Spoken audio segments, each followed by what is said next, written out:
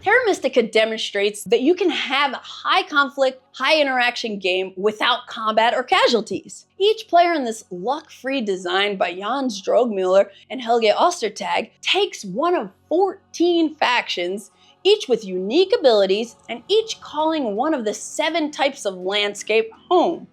Players use workers, money, and priests to build dwellings, temples, trading houses, and strongholds. You can build only on your home turf, which often requires you to terraform land that opponents might also want. You also have power as a resource that cycles into different bowls on your player board for a unique take on resource management.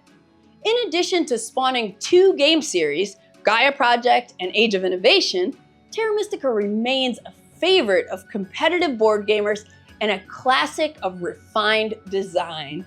And that's why Terra Mystica has been inducted into the BoardGameGeek Hall of Fame for 2025. Oh, hello there. I didn't see you. I was just looking for one of my favorite games. Here it is, Terra Mystica.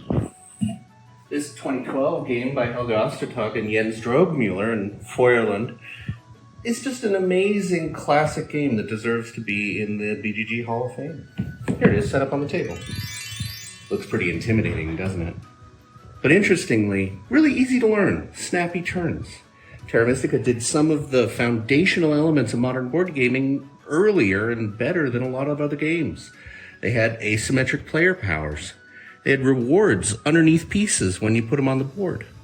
Complex area control. Really one of my favorites.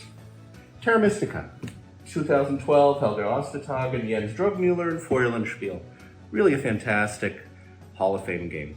Hi everybody, I'm Starla. I'm Mick. And we are Our Plays Games. Yeah! And we want to share a little bit about a game called Terra Mystica, which is in the BGG Hall of Fame. Oh yeah, it's a heavy one. It's heavy. It's heavy. Now Terra Mystica is a Euro-style game, and you've got these different factions that you can get and play. And you know, the first time we saw Terra Mystica, I was afraid of that game. Yes, it hurt our head. It gave me a literal headache. But what I think was so significant about it, you have this heavy game, which is no one gets eliminated. No. And that's that Euro style. No one gets eliminated, and you're fighting to the end.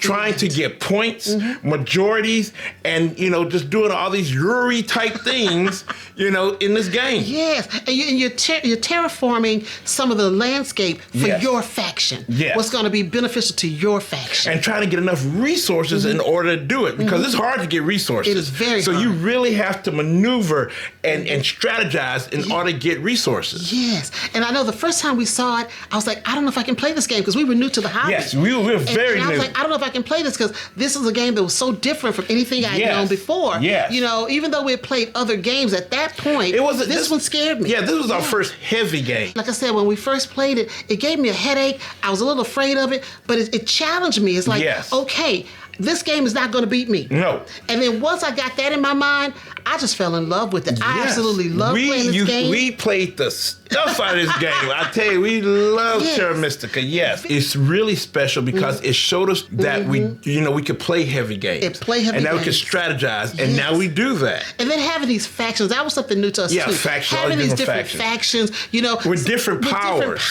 Yes. You know, even though, you know, the game kind of weights it off so everybody can kind of be equal, but you have different powers and different factions, and you got to learn how to play it. Yes, you do. From that particular faction. Yes, you do. And how factions kind of go against each other, and sometimes some run over some factions. Because I got ran over a lot, family.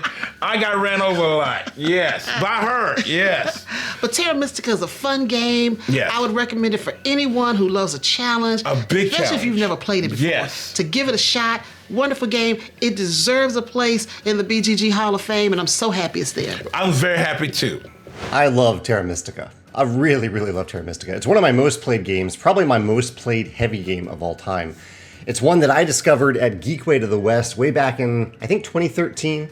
When I saw it played on a lot of tables, I was a little intimidated by it, but I'm so glad I played it because it had a huge impact on me as a designer in a number of different ways.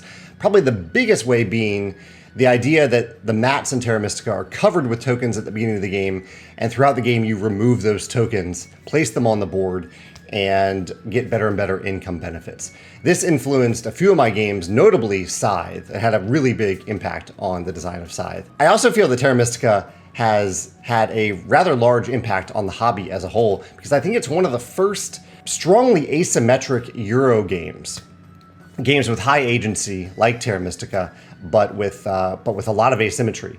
And I love that about the game. I love that it has influenced the asymmetric Euro game side of the hobby in such a big way in the 10 years that followed Terra Mystica's release. So yeah, I'm forever grateful as a designer and as a gamer for Terra Mystica, and I think it's had a wonderful impact on the gaming hobby as a whole.